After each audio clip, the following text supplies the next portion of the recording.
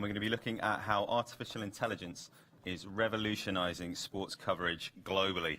Now, AI and automation are changing workflows everywhere. I think everybody with a job is conscious of that. And in sports production, they are making coverage cheaper and democratizing access.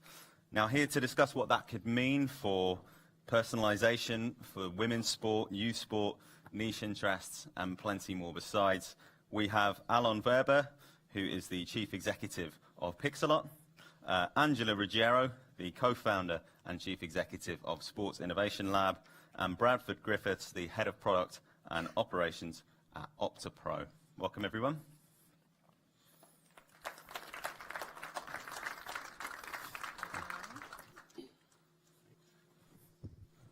Very civil with the handshakes as well.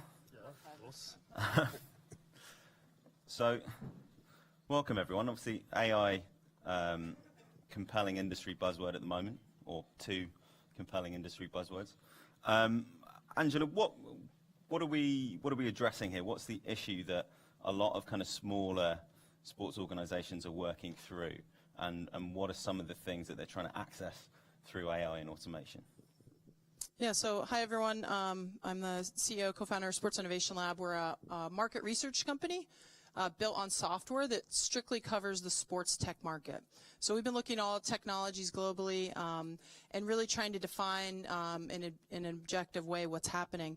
And I was an Olympic athlete myself. I went to 4 Olympics for ice hockey and then sat on the IOC for 8 years.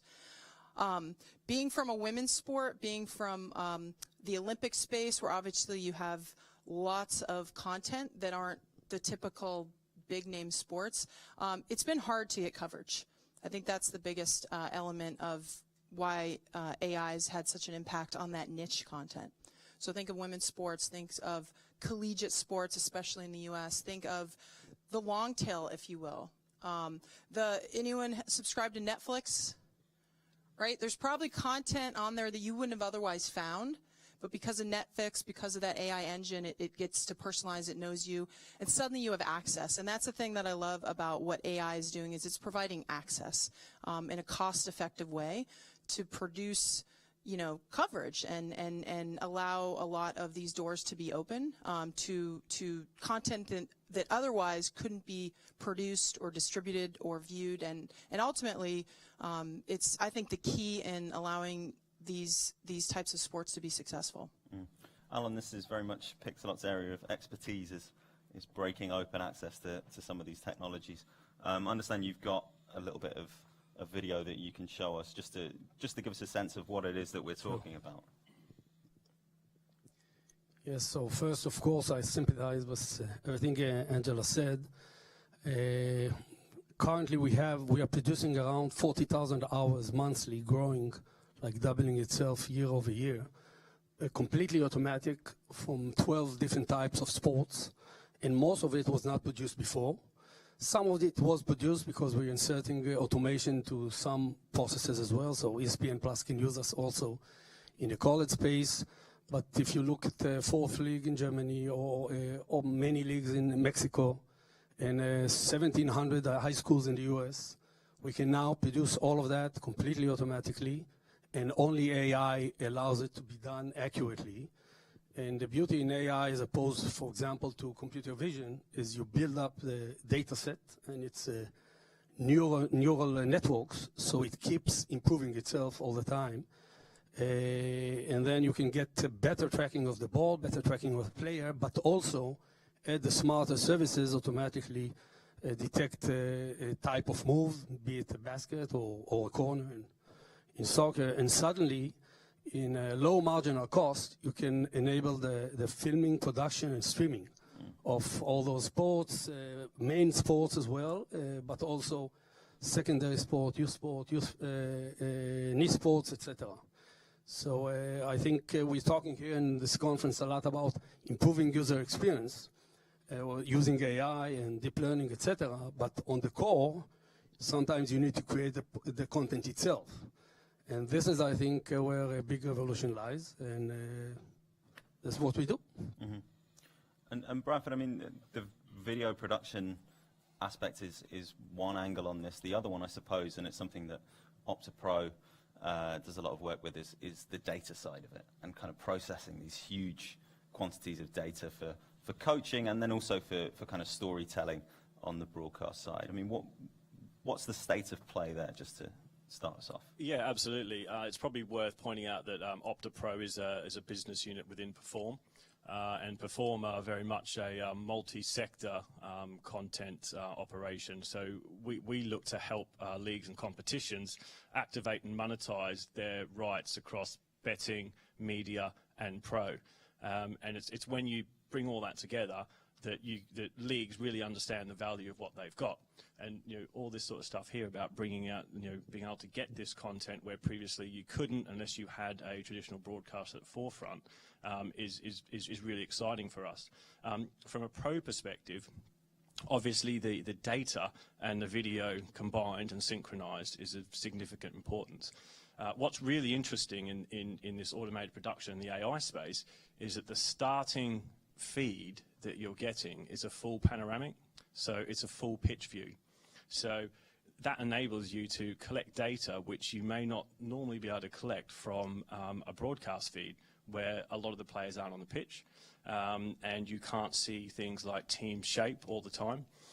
So it's adding another level of data and another view into the game, which, unless you had specific equipment to do so, you wouldn't be able to get. And this is falling out automatically from this sort of automated production space. Mm.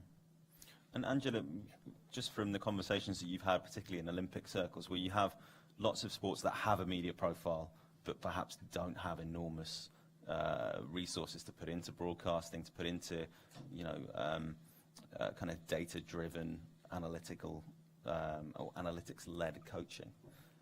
What appetite are you seeing? What's the thing that that federations and sports bodies are really most interested in this space? Yeah, I mean, I think you hit the nail on the head. A lot of the they're all nonprofits, right? At the end of the day, I mean, they have large budgets, but nonetheless, some leagues, some teams can afford to invest, and others, AI is completely changing the game.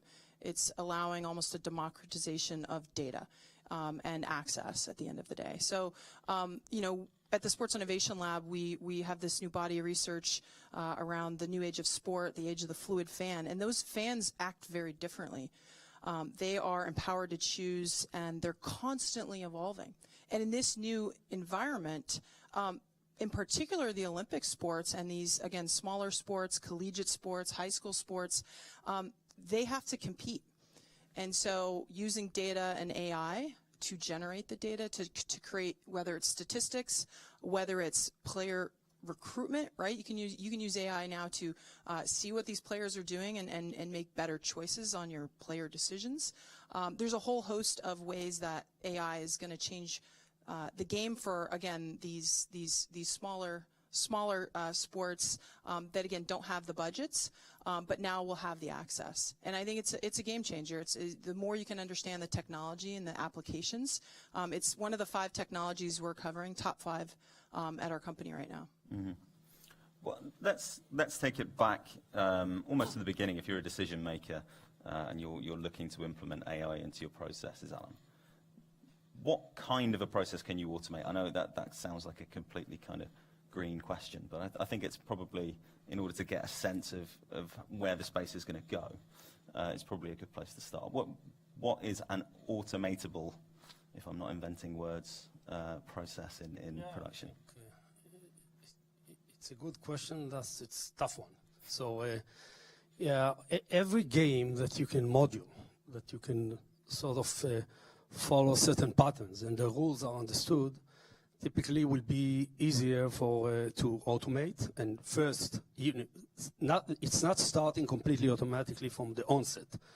The way AI works, there's neural networks, as we said, you need to train them. You need to tag and teach the system that this is this type of activity, and then later on, the system will know to understand that this is this type of activity, even if it shows up in a different shape or form.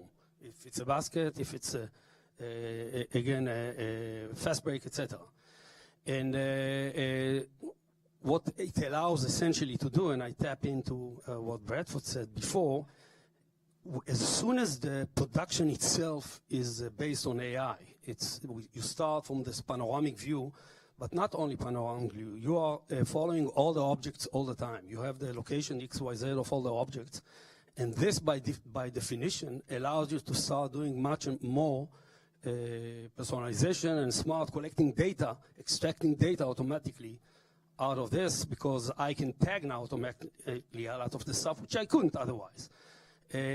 So that's why the revolution is not only because now the marginal cost is so low and you can produce so much more. It's because it serves much better personalization. It serves much better coaching purposes or scouting purposes, which otherwise might be too costly. Again, I mean, if you want to tag stuff and understand what's going on, then it'll cost you. If you can do it to a certain degree automatically, then of course you can serve the new type of user experience. People want to see their own personal clips in our new system. You can get your own baskets automatically out of the video alone, only the video, because we can look back and forth on the player, detect who he is, and what's the moment that the shot is made, and then he can start getting his own statistics. And even a kid, or even higher, it's sometimes more stats that you have in higher leagues. So to address your question about automation, what you cannot do from the onset, you need still in AI to teach the system. Mm-hmm. You need to train the system. So we don't know to automate it from minute one. That's the advantage of having so much hour of production. We have 400 hours of productions, which are getting to work all the time. They keep improving stuff. But when you start in a new sport, it won't be, you'll have automation. Automation will not be perfect. It'll become better and better as you add more and more data sets and more examples. Yeah. And Bradford, what's the discipline that goes into building those data sets, into identifying what might be useful to teach a system, what might not be? Do you just kind of load up as much as you can and kind of hope that at some point you filter out the stuff that's less important? Yeah, well, I mean, it all comes down to iterative loops, and a lot of it, at a very basic level, it's the bigger the training set you've got, then the more accurate you can. Hopefully, the responses will become over time. But it does come down to training. It is just learning. There's no intelligence in there really. It's just pattern matching. And at Perform, we've got one of the biggest football video archives, and we've also got one of the biggest data sets for football already synced up. So if you think about from an AI perspective, we've got a fantastic training set because we can feed in the video, feed in the data, and actually tell it what it should be finding. And then over time, it can start doing that itself. So an interesting point is from an Opta data collection perspective, if we talk about reinforced learning, every weekend we're coding manually thousands of sporting events, and we code it manually because automation, you can't do it through automation to the level and quality and detail we have to do it for all of our sort of broadcast and media deals. Automation isn't there yet, but if you start feeding all that back into an AI system, then it can start suggesting what things should be, and it's contributing then to your collection process, and that's really interesting. Mm. I mean, the thing that jumps out at me is obviously a major rights holder is going to have huge libraries of video content, huge libraries of statistics that they'll have built up over a number of years. A smaller one, not necessarily. So is that a barrier to entry here? We're talking about democratizing access to some of these technologies. Is that a barrier to entry? If not, how do you address that? Again, as soon as you have a system that you set up once, and the marginal cost for production is so low, you'll have a large set of video. You'll capture a lot of it, and quite quick the automation can be more and more accurate. Also, when we automate soccer in fourth league in Germany or third league or in Mexico, this contributes to the next club, even if it's a small club. So you can become quite accurate with the AI. I mean, in terms of OTT, if you go, tier 1 TV, then the accuracy need to be higher. But you can become quite accurate so much faster than you do any other way, even if you tag it manually. Also, I want to also point out that AI is not just about tracking the players and detecting the data out, collecting the data out of the feeds, but also stuff like the scoring, OCR. I mean, OCR is, you can also apply AI, and then you can know that this 6 number is the 6 number you are, it looks different, but it's a 6. So a lot of layers of the good production. Oh, another example, I can detect through my AI and following up, I know that this is now idle time, so I can incorporate a replay automatically. This is another facet of AI. So AI serves us in many aspects, even the ambient noise can be used as AI to understand what's going on. And so when you build up something, you keep building up on that all the time. So you never lose the stuff you've done. The data set is built up, and I mean, that's the magic, I think. And I would just add, we need the big federations, the big organizations for these big data sets, for these trial and errors to get, garbage in, garbage out. The old saying. So to get the volume and accuracy, it's going to take big organizations, big companies, big teams to lean into this. And to your point, you could take that and rinse and repeat it with other organizations, pass it on. So I don't see them as mutually exclusive. And the idea that again, AI is used for recruiting, right? AI can be used for we didn't even talk about sports betting and the applications there. AI can be used for that personalization. My Netflix example again. How do we engage that next generation of fan? And if AI can actually understand your viewing preferences, whether it's you're following a player, you're following a league, again, the properties that understand that can create a more personalized view for that next generation fan. So there's a lot of applications to AI, but your question of it's going to take an investment from these guys to build up those data sets and work with bigger partners they're going to lean into this. We're going to throw it open to Slido in just a second, so do keep your questions coming in. This one, I guess, is open to anyone on the panel, but we talk about AI's capabilities in terms of pattern recognition. There are sports that are similar. There are invasion-based games, there are scenario-based games, there's pursuits, etc., etc.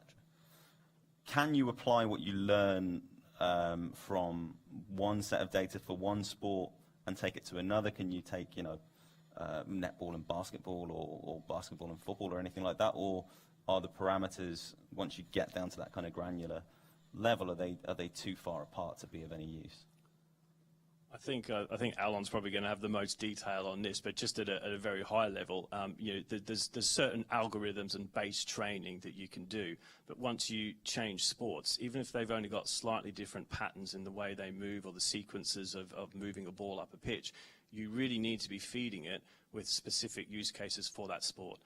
Garbage in, garbage out. The more accurate you can be in feeding it the information, the better and more quickly you're going to get relevant results. Okay. Alon, did you have anything to? Yeah, add up to this. There is an infrastructural layer which makes it, for us, easier to apply the AI to the next sport. However, you need to define its different algorithms, and you need, of course, to train the system. For us to do the next sport is easier than it's been 2 or 3 years ago, of course, but sometimes the sports are very remote. If it's cricket, then it's so different than others. If you move between basketball and handball, it was an easy task for us. Or even when we talk about soccer, there's actually many soccers, right? There's 5-on-5, 7-on-7. There's tactical view, because our system serves also coaching for elite clubs, in Spain and in Germany, etc. So sometimes the adoption is quite quick and easy. Sometimes it's tough, and you need to start almost from scratch. Okay. Let's see what we've got on Slido so far. If anyone has any questions, we'll just give that a second. Apparently not. Oh, here we go. It's always when you write it off that it appears. Are there any sports that have already embraced AI in regards to enhancing their broadcast, and what learnings can be taken from them so far? Have we got anything that springs to mind for anybody? I mean, I guess it's it's happening in various ways to varying degrees across lots of sports. I can talk about ourselves. I mean, we have 12 types of sports. In soccer, big way, there's many games every weekend. There's thousands of games which are done using AI. By the way, it's not only AI, of course. It's algorithm, computer vision, but AI is a core piece. Basketball, volleyball, handball. So there's many sports who are starting to get in. It's not yet, the professional tier 1 main leagues, but sometimes it's even second league, and other sports are newer to this concept. So. There's a really interesting question, just second on the list. I feel like we can answer it now. I was going to say it almost ties things together quite nicely. But once AI enables coverage and streaming of all sports everywhere, that's a big ambition. How will that huge library then be managed, discovered, and monetized? I mean, I can jump in certainly from a pro perspective, because this is one of the things we already do in football globally, is that we synchronize all the event data with the video. And then through our front-end applications, that allows our users to be able to search. If you think about recruitment, you might be looking for a player who's meeting certain criteria. So it might be a striker, you might have to be under 23, you might mostly play on the left side. And then we can just throw back video, and you can start watching these players. And so you haven't even had to go and watch them live yet, but you're creating a short list of people that you then might want to go and see live. So that's a very specific use case where someone is saying, well, I'm interested in very specific criteria, and obviously, that's monetization in the pro space. I think in the you then look at in the betting space, we're already collecting betting data in a lot of competitions way down the chain where there's no broadcast and things like that, and that's already being monetized. Otherwise, we wouldn't be collecting it. There's an interest, there's a desire for this. So if we then add to that a video, and that enables consumers to watch this, I mean, the betting opportunity is significant as well. And I'll probably defer to these guys more for the broadcast side. I would just add, we'll talk about this tomorrow in our address at 4. But Sports Innovation Lab is defined. We're at the peak of global fandom, and we believe we're fundamentally shifting into what we call fluid fandom, right? And at the peak of fluid fandom, you have more content, more platforms, more choice than ever before, which is fantastic for our industry, right? Suddenly Pixellot comes around and I can watch, high school sports or Olympic sports, or the Olympic channels brought. I mean, there's OTT platforms, and it's an amazing opportunity for our industry, right? And so in the age of fluid fandom, that question's great, because then how do you differentiate yourself? How do you create compelling content? Something that's personalized, that's, now instead of relying on a commentator to know all the statistics, your AI is actually informing that audience in new and innovative ways, right? You're creating, you're pulling biometric data and making new information available to your fans that they could be used for betting. So there's all these ways that AI, I think, will be used in the future to address that question, which is, you're right, there's going to be more and more and more, and thank you for democratizing access. Thank you for giving the rest of the world the opportunity to see any sport, anywhere, anytime. It's fantastic. And so AI, I think, is that next generation of okay, there's data that exists, especially if you're on these OTT platforms, and it's up to us as an industry to try to figure out how do we create that content that's more engaging and stand out from everyone else, to find that content. Okay, we'll come back to Slido in just a few minutes. Just on the topic of production. AI production at this level, where the entry level, where you're looking at single static cameras and they're following players, or they're following the ball, or following patterns, or whatever it may be. Are you trying to emulate what people understand to be, recognizable broadcast coverage, or are you trying to do something new? On the one hand, we're trying to provide the type of experience you'll expect in TV, professional cameraman. So we are not following anything. I mean, these are static cameras. We capture everything all the time. And all we do is virtual framing, right? Because we understand, and as we get better and better in that, sometimes we can be a bit better than what a professional cameraman. I think ice hockey is a good example. The puck is moving so fast, it's hidden many times. You cannot see it when you are out there, but the system, the AI, recognize the patterns. So if it's good, it can do a great job.